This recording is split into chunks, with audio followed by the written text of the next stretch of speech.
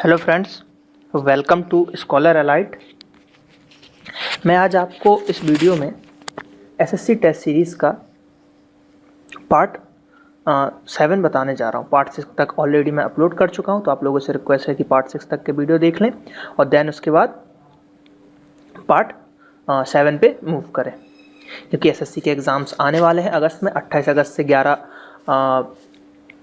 सितंबर तक एग्ज़ाम चलेंगे आपके। तो आप लोगों से रिक्वेस्ट है कि आप पूरी टेस्ट सीरीज़ को देखें और ज़्यादा से ज़्यादा स्कोर करें।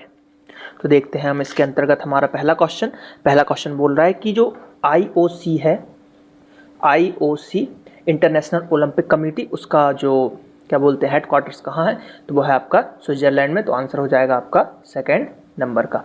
और अगर इसमें करंट की बात करें, अभी जैसे ओलंपिक चल रहा है आपका, तो आईओसी जो है इसकी पहली महिला भारतीय जो बनी है रिप्रेजेंटेटर या इंडिया की तरफ से, तो आपको पता होगा कौन है। ये आंसर आपको बताना है। हिंट कर देता हूँ, अंबानी उनका सरनेम है, तो इसका आंसर आपको देना है कमेंट में। ठीक है, चलिए।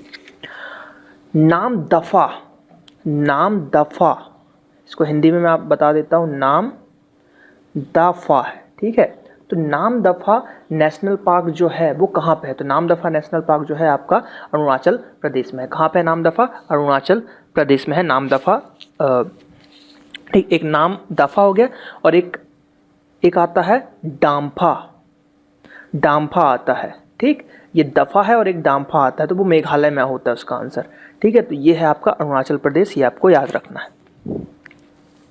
Which are the imaginary lines which join places with the same cloud cover? मतलब सेम क्लाउड कवर किस लाइन के थ्रू हम दर्शाते हैं? कुछ लाइंस रहती हैं जिनके थ्रू हम दर्शाते हैं, तो इसको बोलते हैं आइसोनेप्स। क्या? आइसोनेप्स। तो ये आपको याद रखना है।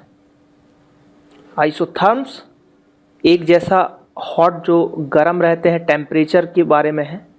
ठीक, तो ये दोनों बहुत पूछे जाते हैं, ये वाला और आइसोथर्म्स भी बहुत पूछा जाता है।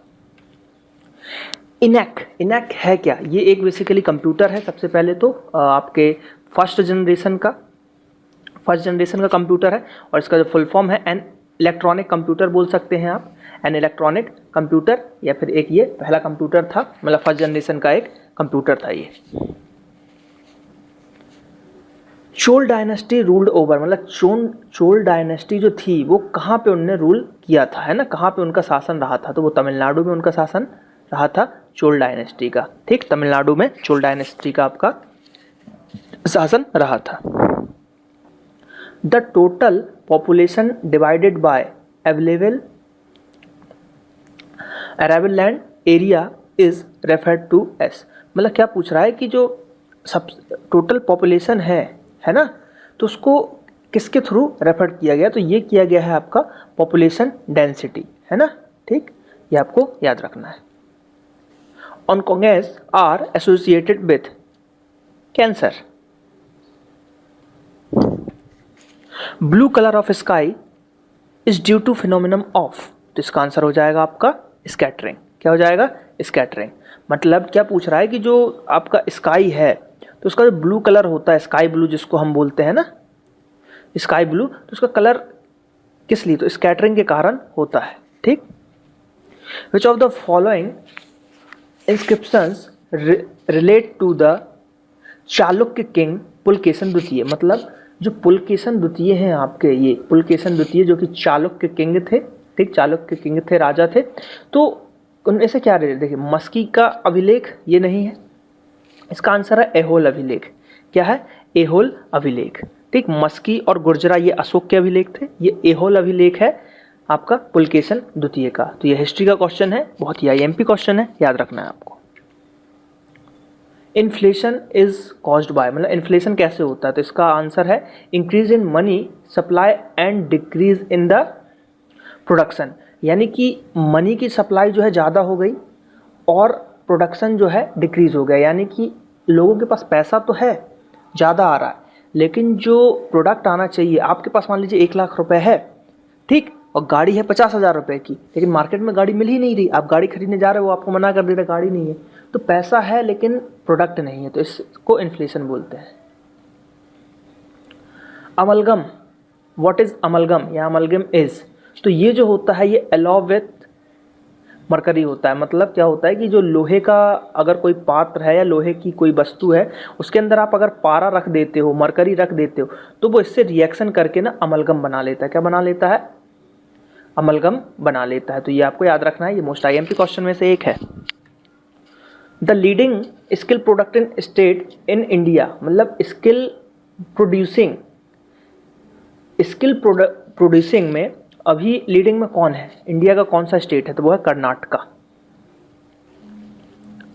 Uber cup is associated with which of the following games? Uber cup जो है, उबेर है ना, उबेर कप किससे रिलेटेड है? तो उबेर कप जो है बैडमिंटन से रिलेटेड है आपका Uber Cup. Which one of the following has greatest mass? इनमें से सबसे ज्यादा मास किसका है? इलेक्ट्रॉन, प्रोटॉन, न्यूट्रॉन और हाइड्रोजन न्यूक्लियस। तो इसका आंसर हो जाएगा न्यूट्रॉन। न्यूट्रॉन का जो है मास सबसे ज्यादा है, द्रव्यमान न्यूट्रॉन का सबसे ज्यादा है।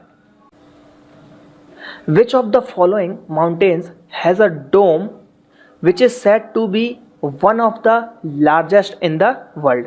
कौन सा डोम है जो वन ऑफ द लार्जेस्ट, मतलब वर्ल्ड का लार्जेस्ट है? तो ये है आपका बीजापुर का गोल गुंबज। बीजापुर का गोल गुंबज है आपका सबसे बड़ा। ठीक। Which of the following is not related to home rule movement? इनमें से कौन से है जो होम रूल से नहीं है ना? तो ये है लाला लाजपत राय। लाला लाजपत राय होम रूल से रिलेटेड नहीं है। Oxygen and ozone are, oxygen और ओजोन है क्या? तो एलेक्ट्रोफेप्स है। क्या? एलेक्ट्रोप्स। Earthquake waves travel faster in which of the following? Earthquake जो है वो उसकी जो वेव्स उसकी लहरें हैं वो सबसे ज़्यादा फास्टेस्ट किस में बहती हैं? तो वो बहती है आपकी पानी में। पानी में सबसे तेज जाती है आपकी अर्थक्वेक की वेव्स।